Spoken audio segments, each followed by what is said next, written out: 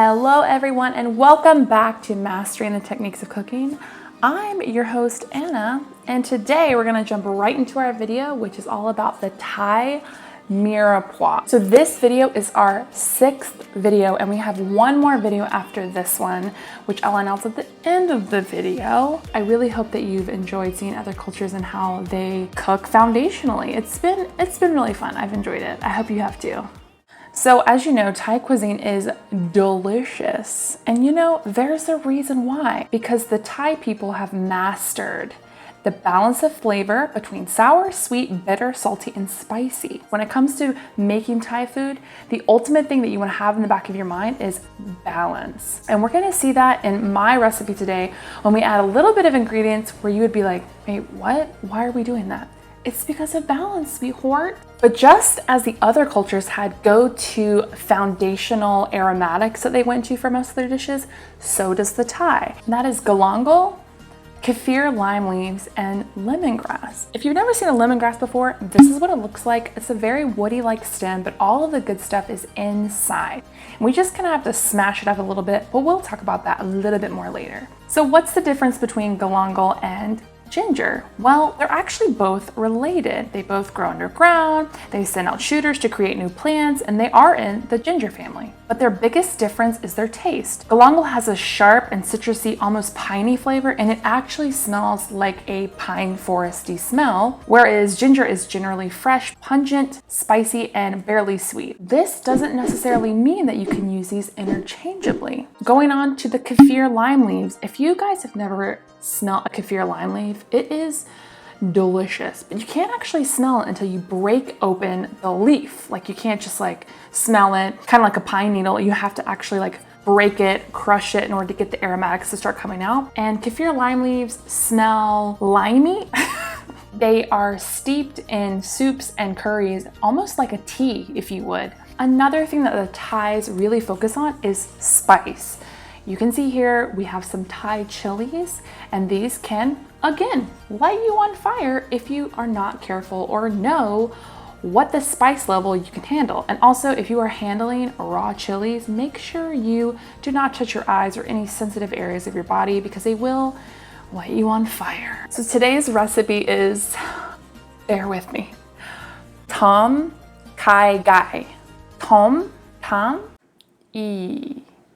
means to boil. Kha is galangal, which is the root that we just talked about, the ribosome that has all the delicious piney flavors. And Gai is chicken. Wow, look at that. It's pretty much self-explanatory. All right, so let's get into the kitchen and let's get started. Time to get our mise en place ready, and let's start with our stock base. I'm going to be using the shiitake mushrooms that we've been using for previous soups because, you know, mushrooms are legit and delicious. But something else that we're going to be doing with this is adding chicken stock. I'm trying to get this in frame and killing it. Yes, I am. You're going to get better than bouillon or any kind of chicken stock that you have on hand. You're going to add that to your shiitake mushroom base. A great technique that you can learn is layering flavors, especially in soups, because then you don't really have to rely on salt as much. So I'm giving this a quick stir, and we're gonna let that steep for about 10 minutes, and on to more mise en place with our chicken. Pro tip, if you have a slippery board like I do here, a separate cutting board, because I don't cut my raw meat on the same board that I usually cut vegetables on, you can just stabilize it with a wet cloth, just like in a previous video. So what I'm doing here is I'm chopping up about 3 chicken thighs for this recipe. You can use however much chicken you would like for this recipe. I'm using about 1.5 pounds or 3 large chicken thighs, and I am simply going to be trimming this up, getting all these little fat threads off of them. That's a great word, fat threads. So I'm just trimming this up. You could again leave them on, it's just personal preference.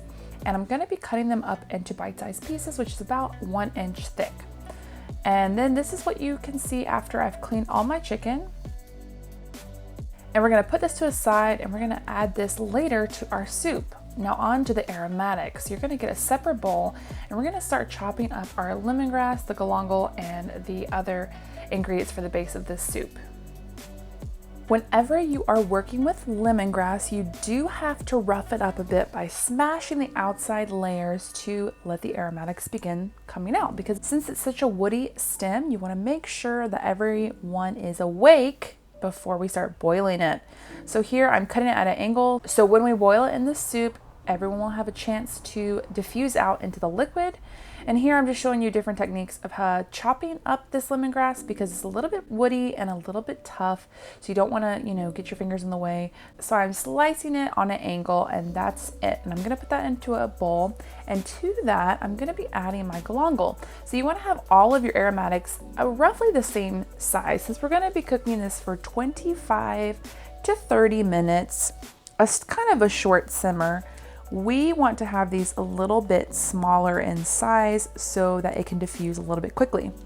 So then we're going to get some shallots, and again we're going to be slicing this up fairly thin, about the same size as the galangal and the lemongrass, so everyone has the even cooking time. And I'm going to add these to the bowl, and I'm just going to do a rough chop right here and save any bits and bobs that you have for stock later. Remember, nothing can be thrown away, everything can be saved. I did a time lapse to show you guys just how quickly and beneficial it is to have all your mise en place ready.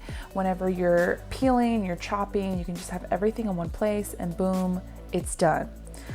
And the last aromatic we're going to be adding is our Thai chilies. Obviously, I didn't do a good job of anchoring my other cutting board because it's a little slidey, but that's okay.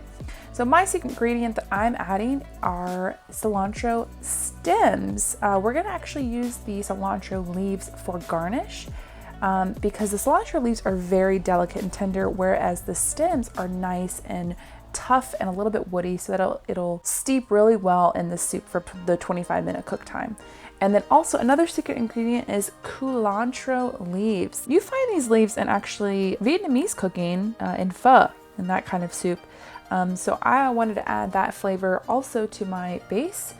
So I added that to my little aromatic bowl. And we're going to go ahead and get our nice large soup pot.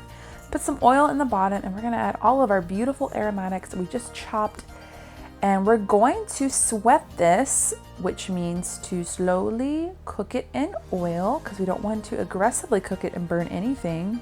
And did you guys notice there's no garlic in here? What? You know how much I love garlic.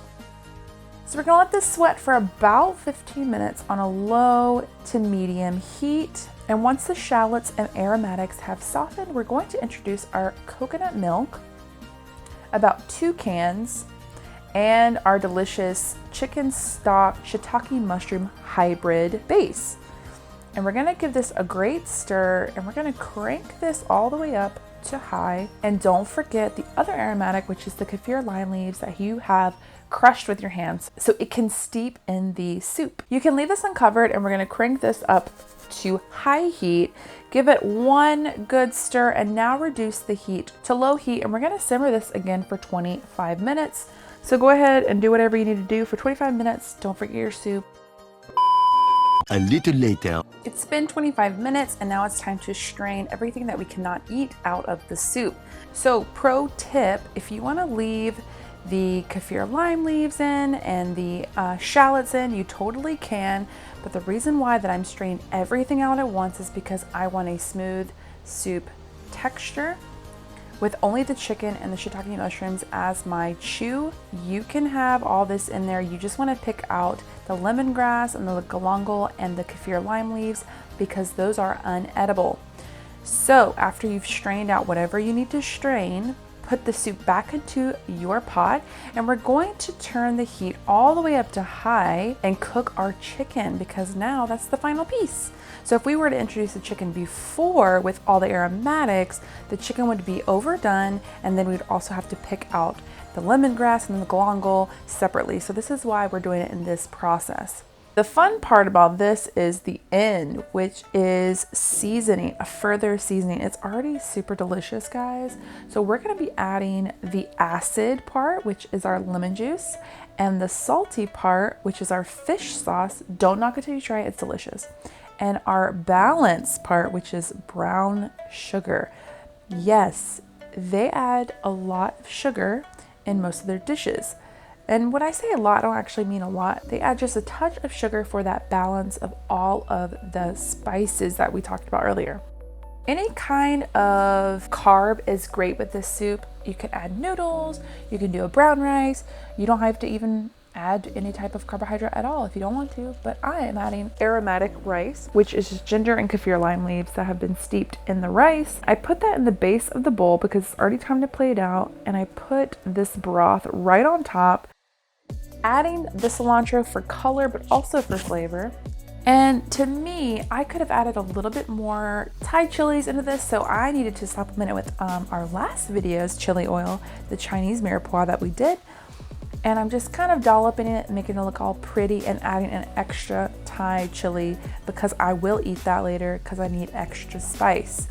And I thought, you know what, it's technically fall here. Let's enjoy this outside where it's a little bit cooler because this soup is hot temperature wise and hot spicy wise. So I went to my lanai, which is a outdoor porch here in Hawaii, and I simply decided to enjoy this soup, and it was bomb diggity, y'all. It was so good. Next week, guys, we are going to be finishing up our aromatic series, and I wonder what we're going to be doing next. And we're going to be ending it on a very interesting note. We're going to be looking at the German Mirepoix. I know, who knew? Really? Like, honestly, I did not know that they had a legitimate go-to certain aromatics that they use for a lot of their soups. So we're gonna explore that, and it has a special name that I can't pronounce yet. And in my research, I'll get that information for you. Like always, guys, thank you so much for watching. Like, comment, subscribe, do all your things that you need to do to get this video out to people who need to see it. It really helps me, and it really encourages me, and you guys are so great. I love you so much. Yay! I hope you guys have a great week, and I'll see you in my next video. Bye!